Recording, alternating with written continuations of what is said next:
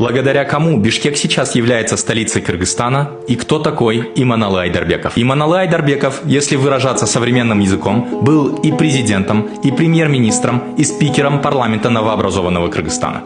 Страстно желал обретения независимости и государственности для кыргызского народа.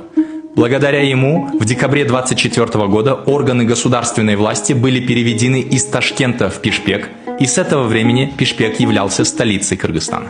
Айдарбеков был среди так называемой «тридцатки» 30 выдающихся деятелей, таких как Ишенела Рабаев, Абдыкадыр Орозбеков, которые подвергали критике действующее руководство за неумение учитывать местную специфику и интриги. Айдарбеков и другие подписавшиеся также требовали снять их с должностей, чтобы не нести в будущем исторической ответственности за действия недальновидного руководства.